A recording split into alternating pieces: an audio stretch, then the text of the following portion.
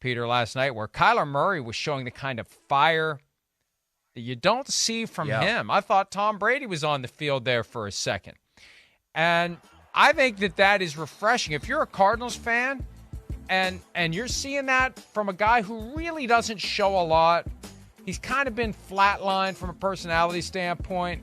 I think he's a little F word there. You know, I could have been playing Call of Duty at home, and I'm out here doing this. I need some help on the field here, and there's a line there, especially when you're directing it toward your coach. But for a guy who's always been kind of docile, I like the idea that he got fired up. I love that. And a lot of people might look at that and say lack of respect for the coach. And maybe there is a little bit to that.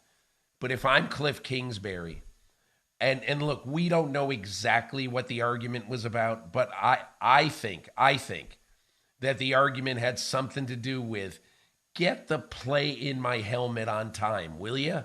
Come on. You know, we want to keep this rolling. For those who don't know it, okay, so the play clock runs down. Once it gets to 15 seconds, the head coach or whoever is the play caller can no longer speak. Communication is cut off into the player's helmet. And that, because he pointed to the helmet at one point, Mike, I think it had something to do with the relative speed of getting the play in. Maybe that's it, maybe it isn't. But if I'm Cliff Kingsbury, the one thing I'm thinking about today is this guy is taking ownership of this offense, and I like it. Whether that's entirely the case, I don't know, but that's how I read it. Well, and remember the background. The contract with the 4-hour-per-week study clause that was just a horrible unforced error by the Cardinals. It made Kyler Murray look bad. They eventually removed the contract. Well, you can't remove the damage that was done by the fact that they even felt compelled to put that clause in there.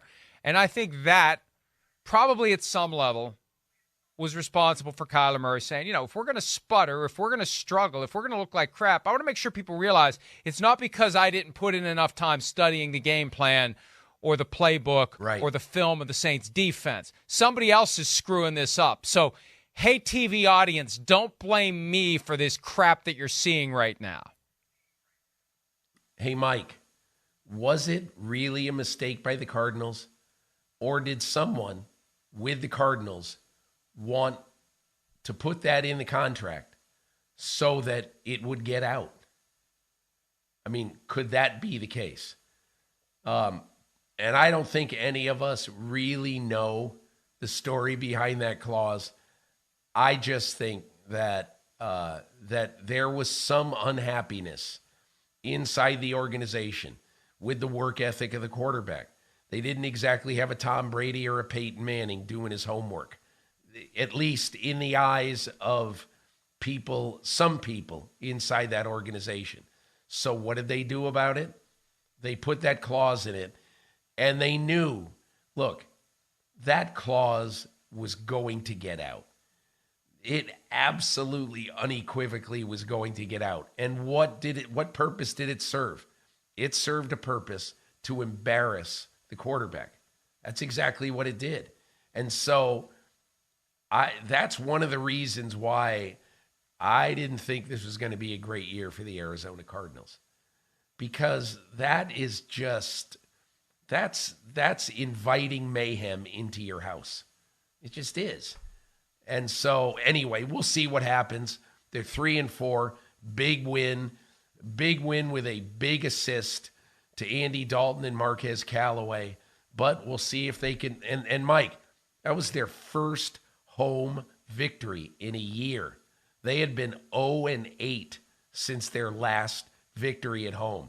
And that has been a really good home field advantage stadium, State Farm Stadium. So maybe they'll get on the right track. We'll see. They had been 7-0 last year. It was a Thursday night, Week 8. They had that great game against the Packers with the gif of Aaron Rodgers and the chin strap up in his mouth and his eyes all wild like he'd just taken a shot of ayahuasca. And the Packers ended the unbeaten run of the Cardinals. But, they were 10-2. Peter, they were 10-2 Shot through of 12 ayahuasca. games. And the next 12 games, including the playoffs, they were 3-9 before last night, from 10-2 to 3-9. And now they're back on the right track. And, I don't put it past Michael Bidwell to think this is a good way to motivate the quarterback by having that study clause and having it get out.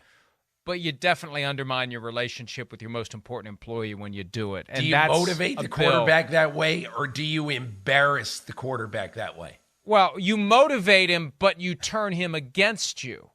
And at some point, you're going to get bit in the ass by that. He's not going to forget that.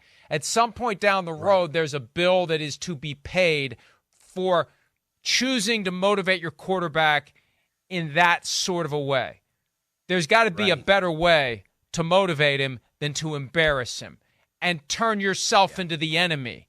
The days of the coach that yells and screams in the face of his player and makes the player hate him so much that the player goes out and plays well, those are over, because most other coaches out there aren't going to act that way. And, hey, I'm going to go play for this guy. So that's what the Cardinals need to worry about long-term. But for now, they can enjoy their win. They get their mini bye, and we'll see if they can get to 500 when they have their next contest. I believe it's next weekend in Minnesota against the Vikings, who are currently 5-1. Hi, it's Mike Florio. Thanks for watching PFT on YouTube. Hit subscribe for the latest news and analysis from Pro Football Talk.